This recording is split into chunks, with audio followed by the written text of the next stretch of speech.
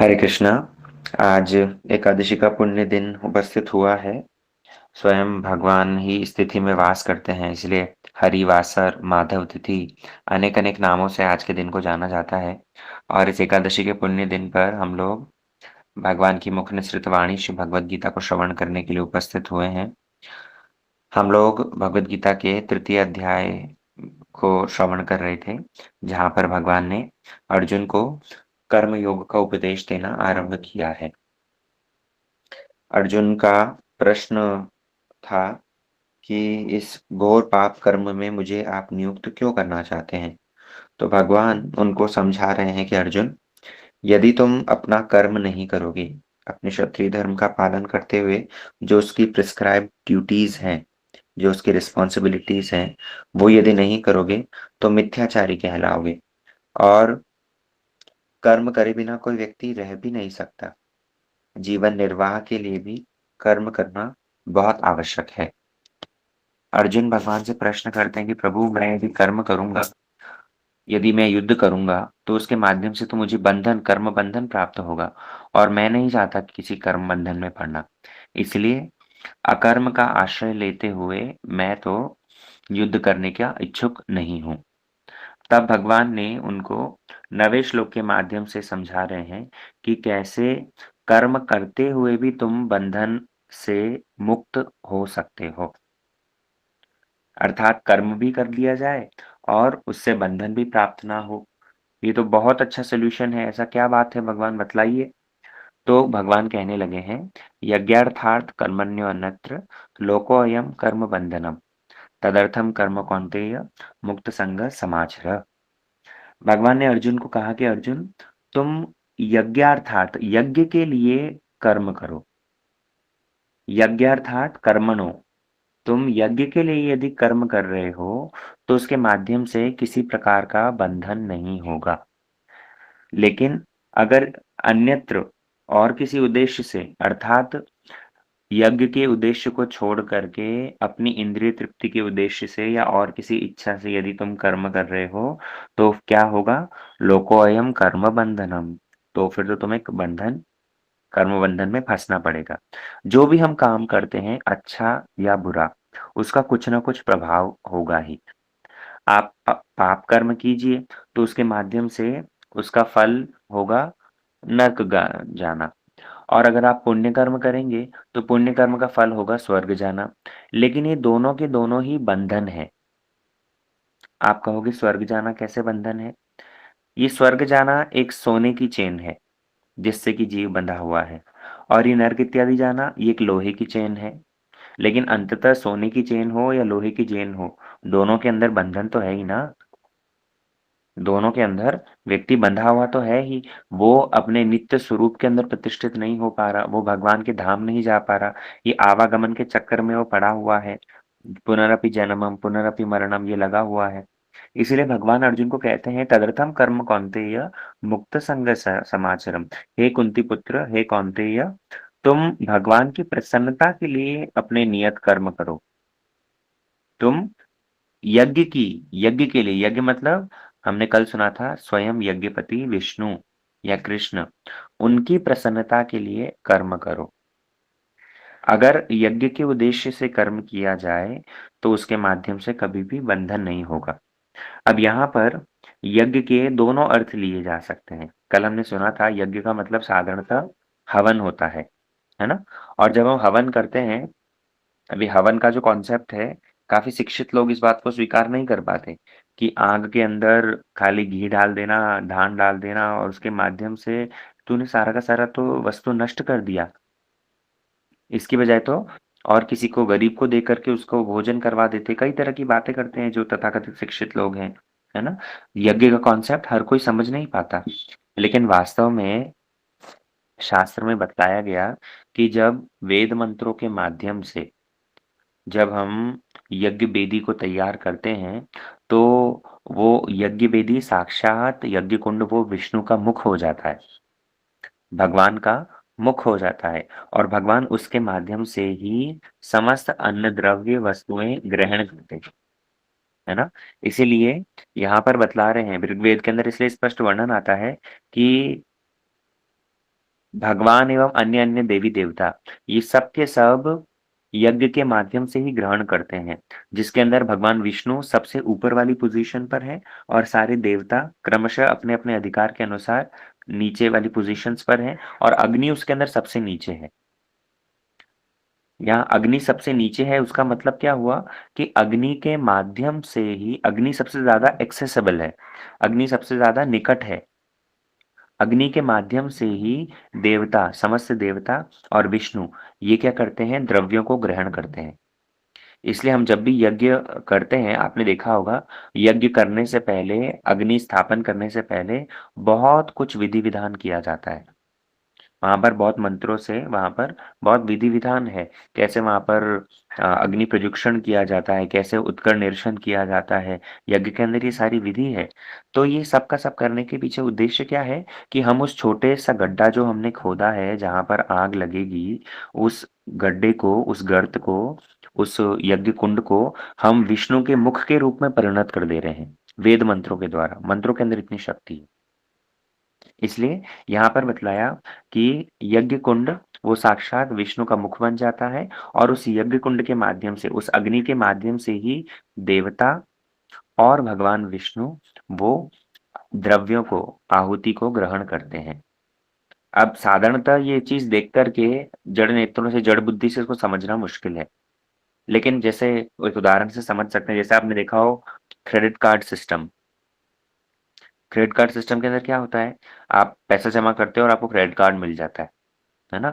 अब जिस व्यक्ति को ये क्रेडिट कार्ड सिस्टम के बारे में पता नहीं है, तो वो तो सोच कर देख करके यही सोचेगा कि ये तुमने 50,000 रुपए दिए और बदले में तुमको बस एक छोटा सा एक ये कार्ड दे दिया, तुमने अपना 50,000 रुपया वेस्ट कर दिया।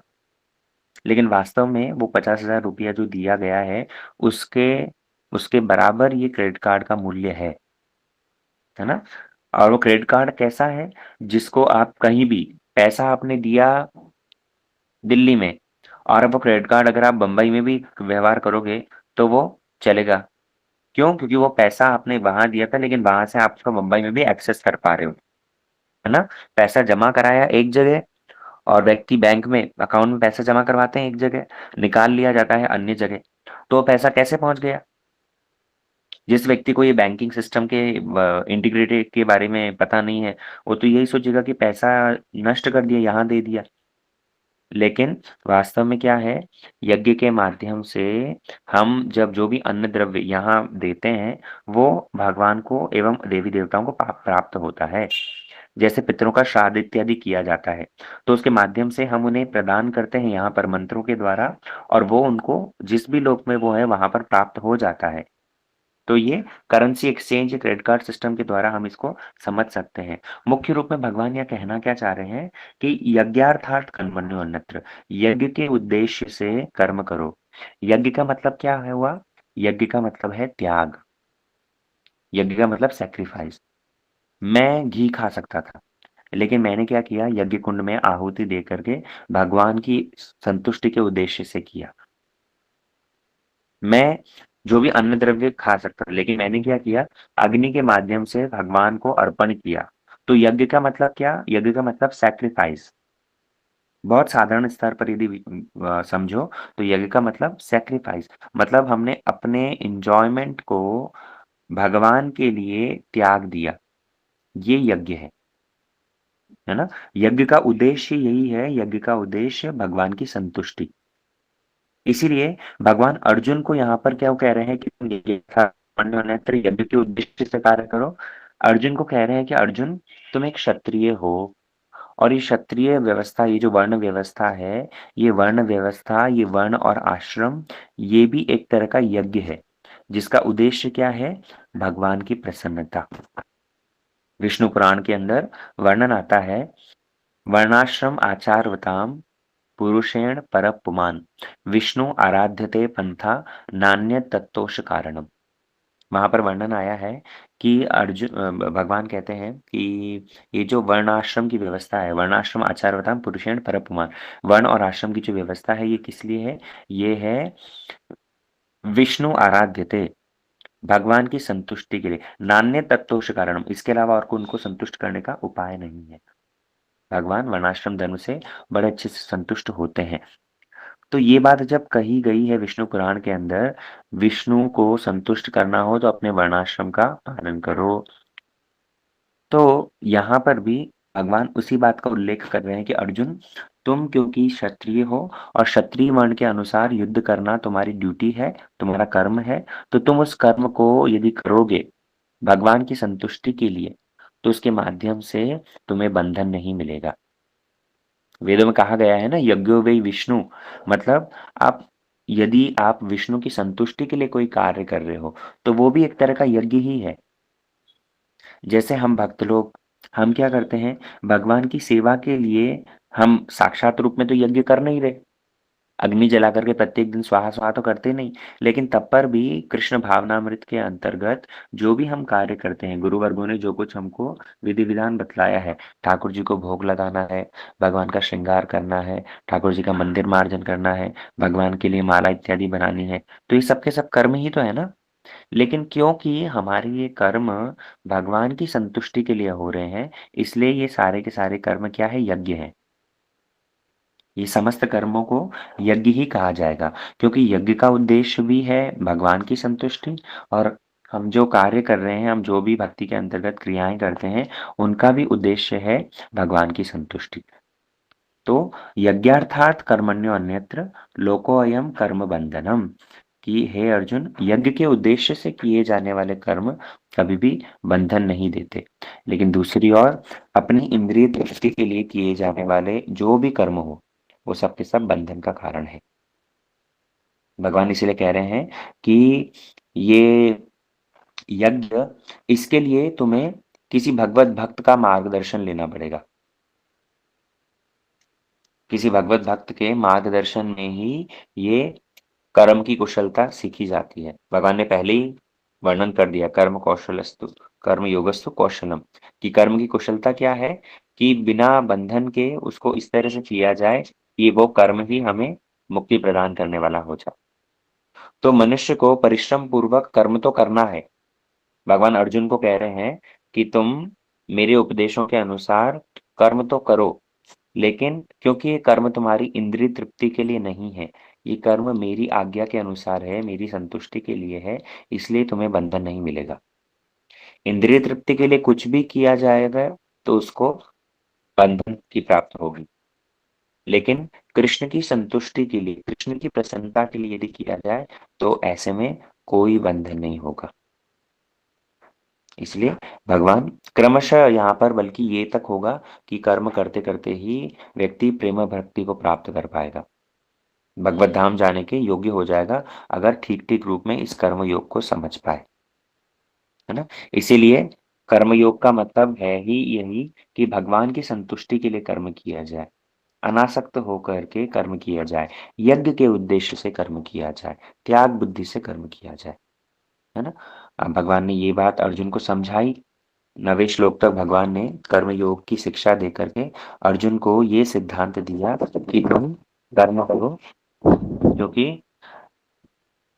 कर्म करने से ही जीवन का निर्वाह होगा, कर्म करे बिना तुम रह भी नहीं सकते, और कर्म नहीं करने पर तुम मिथ्याचारी कहलाओगे, क्योंकि बाहर बाहर से केवल मात्र तुम अकर्म कर रहे हो और भीतर ही भीतर विषयों का चिंतन रहेगा। अब 10वें श्लोक से भगवान यहाँ पर कर्म कांड की व्यवस्था को बतला रहे हैं। हमने कल भी बतलाया था, अर्जुन यदि ये प्रश्न करे कि मैं तो इस कर्म योग के लायक नहीं हूं, मैं इस कर्म योग के योग्य नहीं हूं, तो ऐसे में क्या किया जाए। ऐसे में भगवान फिर पुनः कर्म कांड का यहाँ पर स्थापना करना आरंभ करते हैं। 10वें श्लोक के अंदर बतला रहे हैं, सह यज्ञा प्रजा सृष्ट्वा पुरोवाच प्रजापति, अनेन प्रसविष्यध्वम् एष वस्तु एष वस्तु इष्टकामधुक्। इस 10वें श्लोक के अंदर भगवान ने कहा, प्रजा सृष्ट्वा पुरोवाच, अनादिकाल में, शुरू में, आरंभ में, सृष्टि के आरंभ में जिस समय पर प्रजा सृष्टवा, जिस समय पर संततियों की सृष्टि हुई है, अर्थात जीव की जिस समय पर सृष्टि हुई है, तो क्या किया भगवान ने, प्रजापति सह यज्ञ, भगवान प्रजापति ने, अर्थात सृष्टिकर्ता यहाँ पर प्रजापति, इस प्रजापति शब्द का अर्थ ब्रह्मा भी लिया जा सकता है और प्रजापति शब्द का मूल अर्थ तो भगवान ही है। क्योंकि सृष्टि ब्रह्मा जी तो करते हैं, लेकिन ब्रह्मा जी जो ये सृष्टि कर रहे हैं ये भगवान के आदेश से ही कर रहे हैं, है ना? तो ब्रह्मा जी यहाँ पर सेकेंडरी क्रिएटर हैं, लेकिन मूल रूप में सृष्टिकर्ता भगवान ही है। तो सह यज्ञ प्रजा सृष्ट्वा पुरोवाच प्रजापति। जैसे माता-पिता बच्चों को जन्म देते हैं, तो जन्म देने के साथ में ही छोड़ थोड़ी देते हैं। माता-पिता जन्म देने के साथ-साथ ही उन बच्चों के लालन-पालन का भी, उनके मेंटेनेंस का भी ख़्याल रखते हैं। ठीक उसी प्रकार भगवान ने जिस समय पर सृष्टि करी है, तो सृष्टि करते वक़्त उन्होंने जीव के लालन-पालन का भी ख़्याल रखा। क्या क्या व्यवस्था रखी, कैसे ख़्याल रखा? सह यज्ञा, यज्ञ के माध्यम से भगवान ने उनके सारी कामनाओं की पूर्ति के लिए व्यवस्था रखी। अनेन प्रसविष्यध्वम्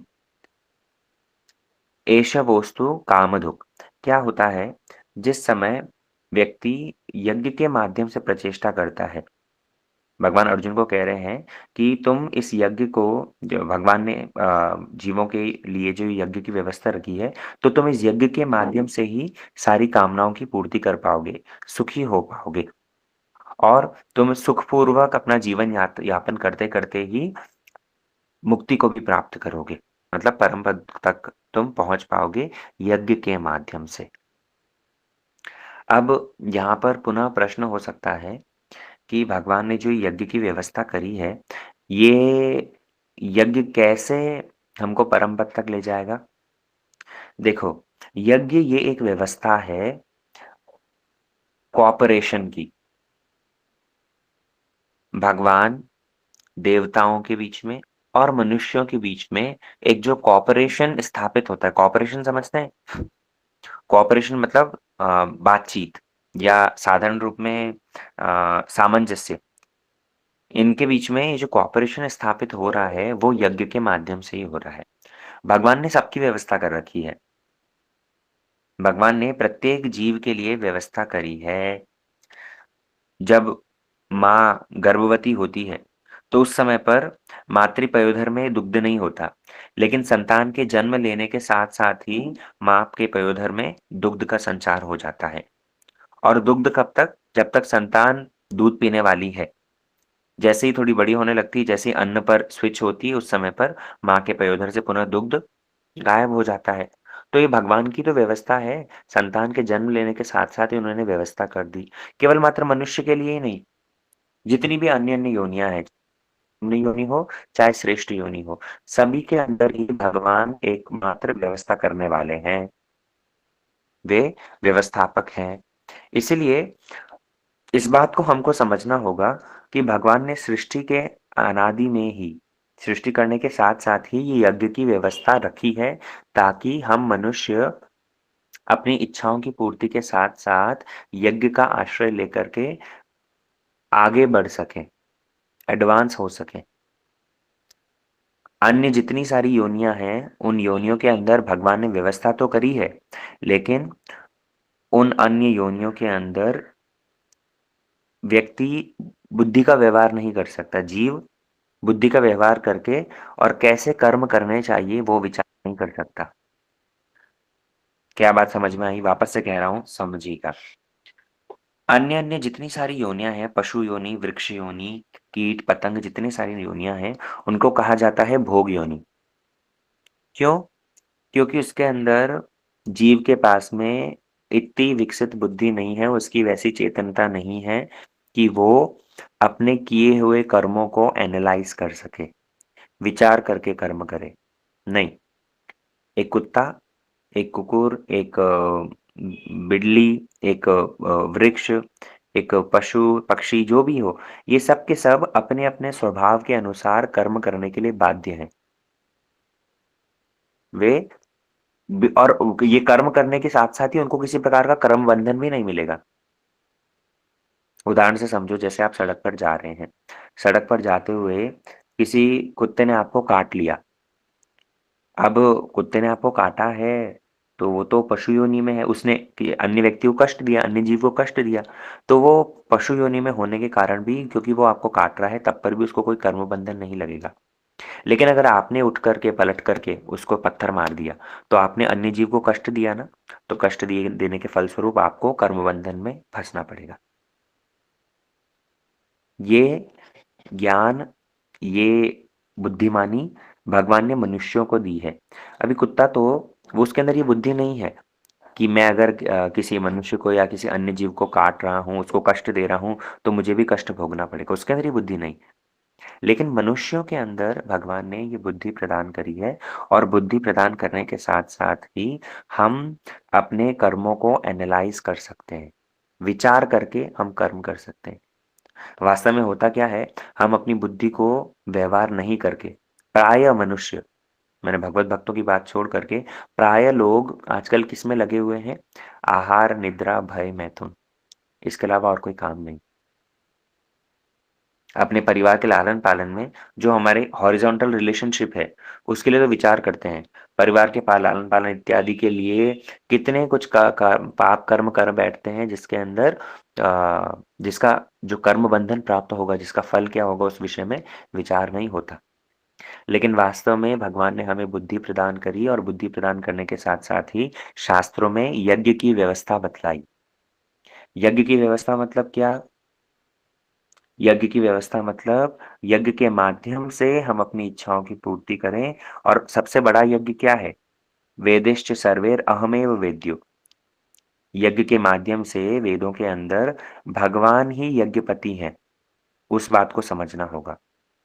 तो यहाँ पर इसलिए भगवान जो शब्द व्यवहार कर रहे हैं, प्रजापति, प्रजापति शब्द से सृष्टिकर्ता ब्रह्मा जी को ना समझे, प्रजापति शब्द से भगवान को ही समझना पड़ेगा।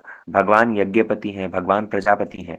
बल्कि सुखदेव गोस्वामी ने तो भागवतम के द्वितीय अध्याय में भगवान को पूरा पति ही पति कह करके एक श्लोक के अंदर वर्णन किया है कि श्रिय पतिर यज्ञ पतिर, प्रजापतिर धीयाम पतिर, लोकपतिर धरापतिर, पतिर गतिश्चांधक वृष्णि सात्वताम, प्रसिद्धताम में भगवान सताम पतिर।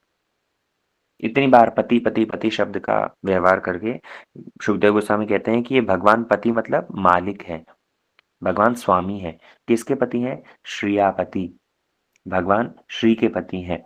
यज्ञपतिर, यज्ञपति हैं। प्रजापति, जितने सारे जीव हैं उनके प्रति हैं। धियापति, जितनी बुद्धि है, बुद्धि के पति भगवान है। लोकपतिर, धरापतिर, पृथ्वी के सब जगह भगवान ही एकमात्र मालिक है, एकमात्र स्वामी है।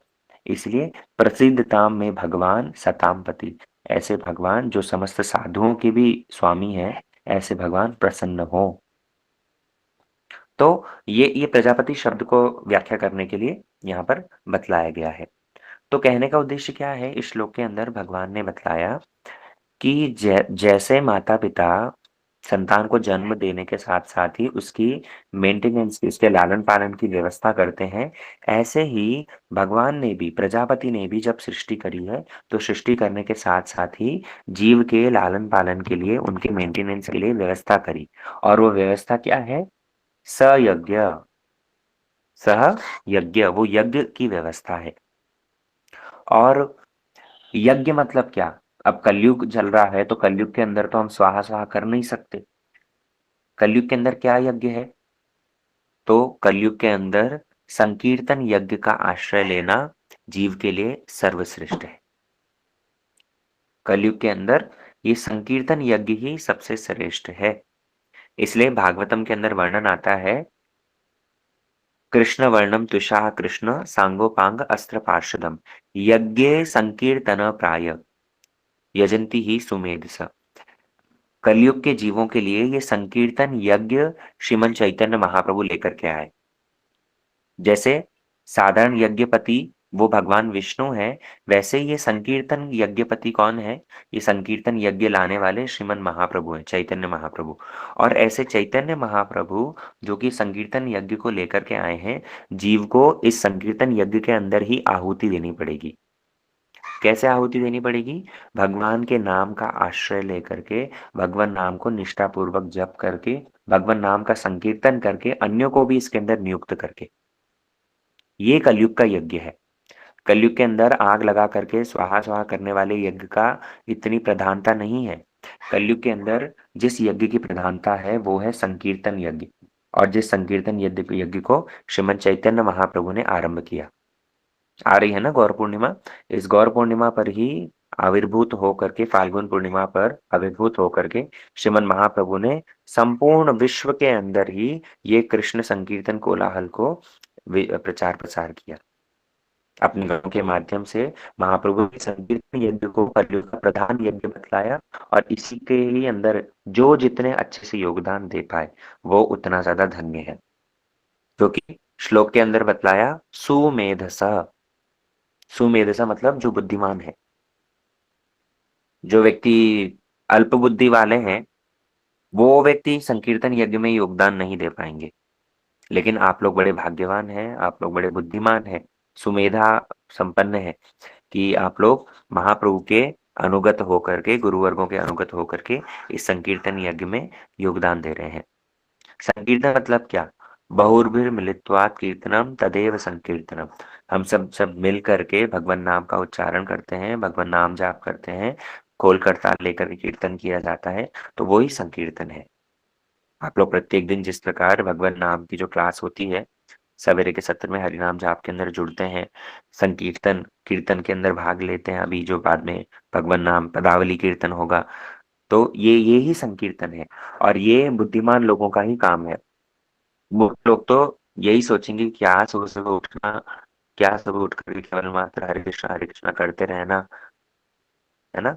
तो भगवान ने ये यज्ञ की व्यवस्था रखी है। अर्जुन को इसलिए बतला रहे हैं कि ये यज्ञ की व्यवस्था से ही जीव क्रमशः उन्नति को प्राप्त करता है। ठीक है। इसके बाद में भगवान आगे क्या कह रहे हैं वो हम आगामी क्लास में श्रवण करेंगे। आज के सत्र को यहीं विश्राम देते हैं।